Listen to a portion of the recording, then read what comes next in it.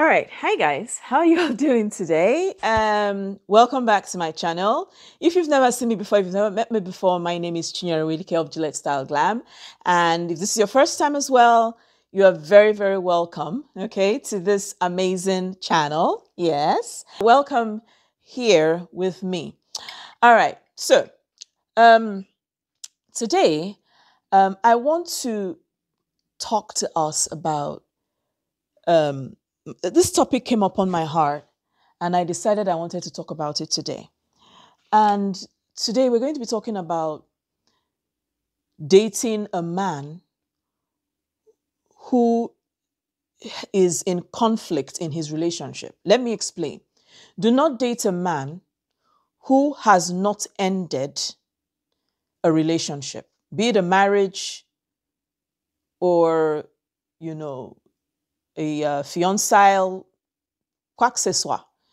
Do not date a man who is in a tumultuous situation.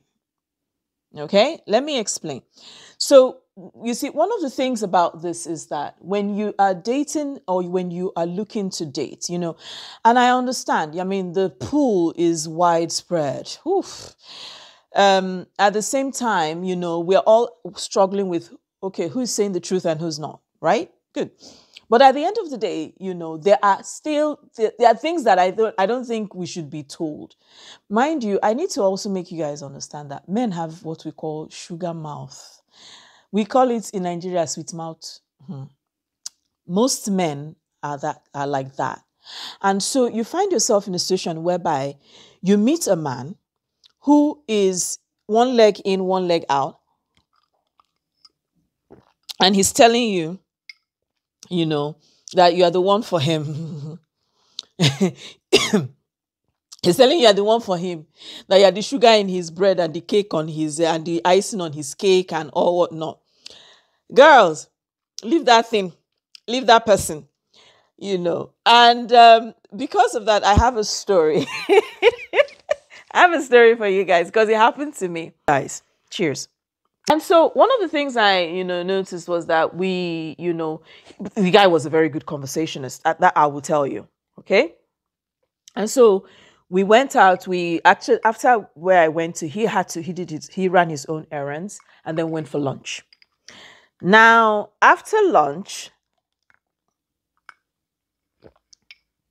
dude says that, we should go to his, place. And I'm like, okay, I in all honesty, I had no problem with that because, that is me, if I'm going to your place, I know that it's not an invitation for whatever. So I was like, okay, fine. Now, in the course of our conversation, dude lets me know that, because I was like, I'm like looking at this person, he's quite mature, no wife, no girlfriend. Oh, you're like, and he says, oh no, that they broke up with her. Listen, he broke up with her, that she's clingy, that the relationship has been over. This is actually what he told me, that the relationship has been over again, but that not so long ago. And the relationship had been over, but not so long ago. He also talked to me about the fact that, she was overly possessive and such and such and such. I was like, okay, no problem. And then we get to his abode, get his residence. And we get there, we talk, conversation was flowing. That one I would tell you. Conversation was flowing. And then we get to his residence. He opens the door. We came in. And then, we get, all right, story. Okay, so just before, not just before I left Nigeria, but, in a period where I think I just came back from my first trip. I can't remember. And so I was going somewhere and I met this dude.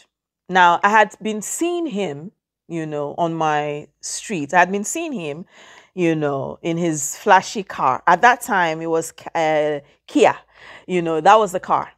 And so, he usually would come, drive past and all that, Now, I wouldn't say he was exceptionally handsome, but he was. I mean, he was cool. He's tall, and I have a weakness for tall guys.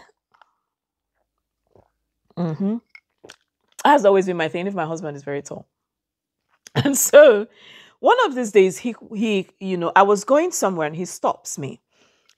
Gets down from the car and he says, "Oh, hi, blah, blah, blah. I'd like to get to talk to you. Where are you going? Blah, blah, blah," and all that, such and such. And I was like, "Oh, I needed to run some errands and co and co." He was like, "Okay, that, because one of the places that I wanted to go to, he was actually going there." So he was like, "Okay, am I going directly or I still have to come back home?" Okay, yeah, I was going to the bank. So I was like, "Yeah, I had to go to the bank. Then after the bank, I'll get back home and then, go." He was like, "Okay, I'll pick you up." I was like, "Yeah, why not?" And so, and so we head out. And in the course of that, we went, we were talking. So in the course of, our conversation, we got to his residence. Guys, not 5 minutes, not 5 minutes. And then I noticed he locked the door. Okay. So I was like, okay, why is he locking the door? That was my first, why is he locking the door? Because I mean, that was for me like uncalled for. You shouldn't be locking the door. And, in all honesty, I wasn't scared, but I felt that that was not normal. And so, when we get to his, not 5 minutes just after we get into his house, you know, the door, then he shuts the windows. And then I hear do, do, do, do, do, do, on the door. Somebody was banging seriously on the door. Do, do, do, do, do, do, do. And, I look at him. I'm like, whoever has the audacity to, knock on someone's door in that manner. And he says, shh. Okay. So at that point, I know that, okay, homeboy is playing games. And then he says, shh, don't say anything. So I'm like, okay. And I'm watching everything unfold. And the lady, and it was a lady, and she was there and she was, like, "Open the door." She calls his name. I'm like, "Open the door. I know you are in there. And I know you're in there with the lady. Open that door. Open that door." And then she goes and she tells me that, she said, "Whoever it is that is in there, I'm his fiance." Now, guys, I will tell you, I did not say a word. I look at him. All the while this was going on, that the incident happened like for 10 minutes, and all the while it was going on, I just kept looking at him, and I kept looking at him for the whole 10 minutes. All of the shenanigans was unfolding, and then after 10 minutes she left. After the 10 minutes, she had, displayed, she left. I stand up and tell him, "I gotta go." He says, he was like, "I should wait for about 5 minutes and something such." I'm like, okay. And I kept quiet. I clumped up. And then he goes trying to explain to me the situation, that they're not engaged, and that she's just like that. She's very jealous. She overreacts. He was just talking. I didn't say a word. I kept mum all through. And then I get home. He takes me home. I mean, that much he did. I get out of the car, and as I leave the car, I look him in the eye and I tell him, "Don't call my number. Do not contact me until you sort out your issues." And I left. The next day, or 2 days after, Because back in Nigeria, usually I take walks, you know. So I would, do what I have to do during the day. In the evening, I'll take walks, about 1 hour, you know, within my environment and then go home. So that evening I took a walk and I got, when you walk and you just get to your friend's house. So I walked to my friend's house. And while we were, it was in the evening, beautiful, starry sky. And he calls my phone. At the time, it was Motorola's and Nokia's we were using. The younger ones, I'm not sure you will know. I don't think most of you met that phone. Those were phones, man. Those were phones that were durable. I was using the Motorola at the time. And so he calls. My phone rings. And it's him. I pick up the phone and I ask him and I say, dude, I thought I told you not to call my number. I was very clear on that. Not to call me. And he says, and he goes pleading on the phone. I'm so sorry. La, la, la, la, la. There was nothing beautiful this guy did not say. He told me all the reasons why I was the one for him. He made me understand that I was heaven and earth, you name it. I let him speak for as long as he wanted to. Now, if I were somebody like, I told you, I'm not one of those people that words don't carry me. If I were those people, I would have fallen. And when he finishes, I still, on the phone, I still tell him, I'm like, dude, sort out your issues first. I remember those were the exact words I said. Sort out your issues with your fiance first. When you sort out that issue out, then you can come. But for now, okay, I have nothing to discuss with you. Once again, don't call my number. He says, is that how I want it to be? I didn't say anything until he dropped the phone. Ladies and gentlemen, boys and girls, would you believe I never saw him again? Never. He never drove past, nothing. Last I heard, he was married to the girl. They were married. And in fact, there was actually nothing happening. It was just a man who happened to be a serial cheater with a lady who was fighting a battle that she felt she could win. That's it.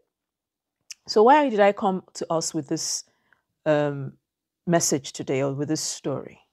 You see, a lot of men, in their bid to get out of a situation they don't want to get out of, in their bid to test and to taste something new before they tie the knot, in their bid to explore before they decide and call it quits to bachelorhood, they come up with cock and bull stories of that nature. They come up with promises of that nature. They come up with grand gestures. I'm always very wary of men who talk and who can talk, especially when it's not someone they're intimate with. I'm very wary of men like that, men who come in and speak. There is something about a man who doesn't talk. There is something about a man who, not that he just doesn't talk, he chooses when to speak, and he speaks only when necessary. There is something powerful about a man like that. You see, a man who speaks too much, automatically I classify as a gossip. And so, one of the things that, that called out, one of the things that, for me, that was quite a red flag was the ease of conversation. He was very, forthcoming questions, and he had answers. There was nothing he didn't have an answer to. He was ready. He was coming. He was, he was forthcoming. He would come with questions. He would answer. I would ask. He would answer, And that was one thing to me. I was like, smooth, very smooth, But why not? Let's see where this ends. And you have to understand that men who are that way, pull back.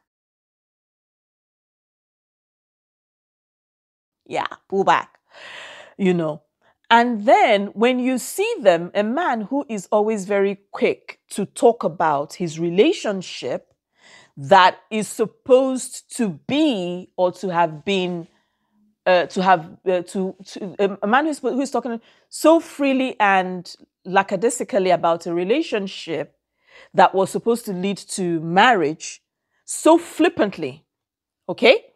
Watch out for that person. Nothing is going on. There's nothing going on. There is all the things he's telling you, they are lies.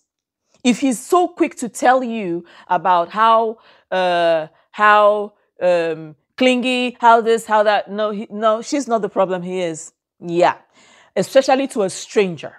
Watch out for those kind of people. When they are ready to divulge that information very quickly, be very careful. A man who is, I think there is also something sweet about a man who feels or who feels shy or who can be shy. I think there is something sweet about it. I think there is something sweet about a man who, who not just takes his time to talk to a woman, but is, you notice the respect, you notice how he behaves towards you, in the gestures. I think there is something sweet about a man who's shy. And then when you meet those ones that are very, very forthcoming, they are not shy. They look you in the eye straight up.